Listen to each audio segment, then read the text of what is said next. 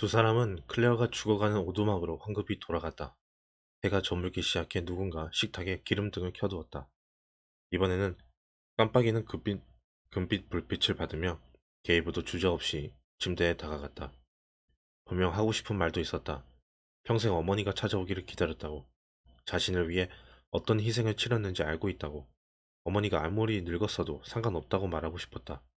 함께 있다는 사실만이 중요하다고 말하고 싶었다. 하지만 침대 옆에 무릎을 꿇었을 때 너무 늦었다는 사실부터 깨달아야 했다.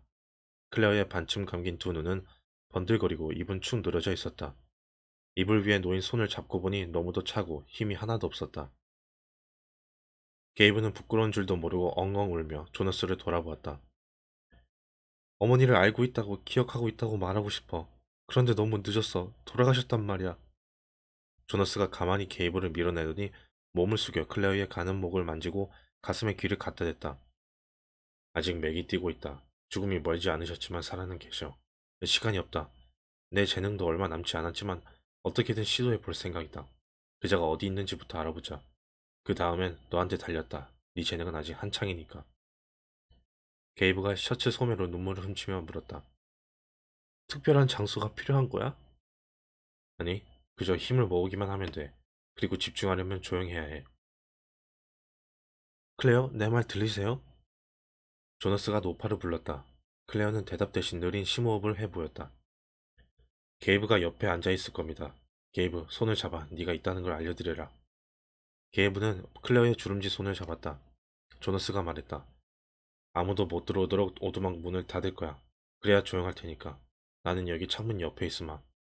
보기가 편치는 않다는 얘기를 들었지만 걱정할 필요 없다. 실제로는 별로 힘들지 않으니까. 그저 기운이 빠질 뿐이야. 그것도 오래가지 않아. 조너스가 오두막 앞으로 나가 밖에 모인 사람들에게 짧게 양해를 구한 다음 다시 문을 닫고 빗장을 걸었다.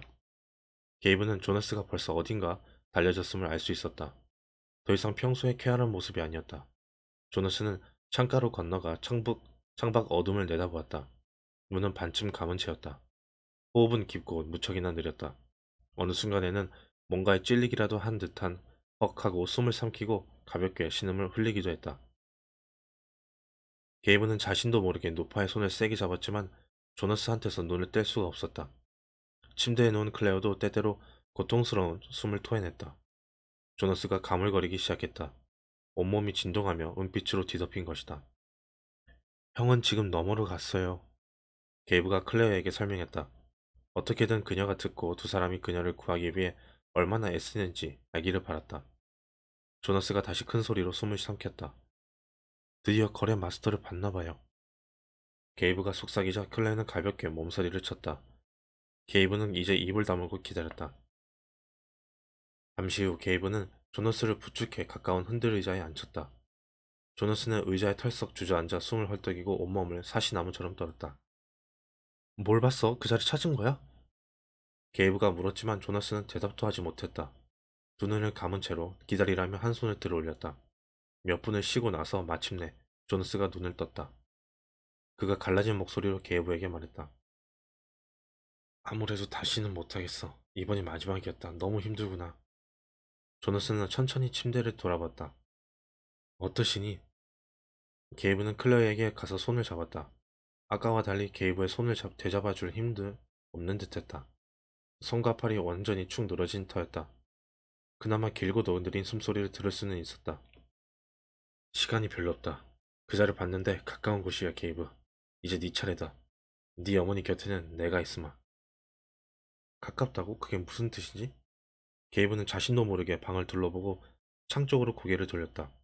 저 숲속에 누가 서 있는 걸까? 구석의 벽자문은 열려있고 안은 어두웠다. 혹시 벽장 안에? 마룻바닥이 삐걱거리는 소리에 펄쩍 뛰기도 했지만 그저 조너스의 의자 소리였을 뿐이다. 둥근 다리가 마룻바닥을 구르며 낸 소리. 게이브는 주전자를 찾아 조너스에게 물 한 잔을 따라주었다. 조너스는 물을 마시고 조금 더 기운을 차린 듯했다. 깜빡 잊은 얘기가 있다. 네가 아기였을 때, 신생이었을 때 봉제 인형이 있었다. 항상 들고 다녔는데 이름이 히포였지. 조너스가 미소 지었다. 게이브도 아련한 그림 하나를 떠올렸다. 부드럽고 편안한 인형. 귀도 달렸는데 늘 그 귀를 씹었다. 포, 게이브가 이름을 불렀다. 착한 물짐승이지.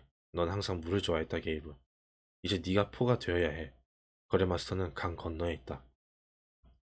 게이브가 강변에 섰을 때는 이미 캄캄했다. 조너스에게 함께 가달라고 애원했건만 조너스는 매몰차게 거절했다. 게이브, 몇 년 전 너를 데리고 탈출했을 때 내가 가장 사랑했던 남자가 있었다. 그런데 그도 거절했단다. 그게 옳은 결정이었어. 그건 내 여행이었고 도움 없이 해내야 하는 일이었으니까. 내 스스로 힘을 찾고 두려움에 맞서야 했단다. 자, 이젠 네 차례가 된 거야. 게이브는 허리를 숙여 침대에 누워있는 여인의 창백한 뺨에 입을 맞추었다. 이제 호흡도 드문드문하고 때때로 목 깊은 곳에서 가르릉 소리가 났다. 조너스는 의자를 옮겨 클레어 가까이 앉았다. 그리고 게이브에게 거래 마스터의 위치를 일러주었다. 강 건너 자작나무 숲. 조너스가 게이브의 손을 잡았다. 가라. 이건 네 여행이고 네 싸움이다. 용감해야 한다. 재능을 찾고 그 재능으로 사랑하는 사람을 구하거라. 게이브는 이제 자갈투성이 모래밭에 맨발로 섰다. 그다지 용기가 샘솟는 것 같지는 않았다. 구름이 달을 가린 탓에 강은 칠흑보다 어두웠다. 소리라고는 질주 않는 물소리뿐이었다. 언제나 강에 끌리고 매료되기는 했으나 밤에 온 적은 한 번도 없었다. 어둠 속에서 보니 불현듯 강은 위험한 데다 위협적으로만 여겨졌다. 게이브는 수영을 잘했으나 친구들과 수영하는 장소는 훨씬 하류였다. 그곳은 바위로 둘러싸인 망곡부라 물살이 잠잠했고 급류와 많이 떨어져 있었다. 훨씬 안전하고 덜 위험한 곳이었다. 하지만 조너스는 이곳에서 강을 건너라고 했다. 물살에 떠내려가다 보면 거래 마스터가 클레어의 죽음을 기다리는 숲 근처에 다다를 수 있으리라고 했다.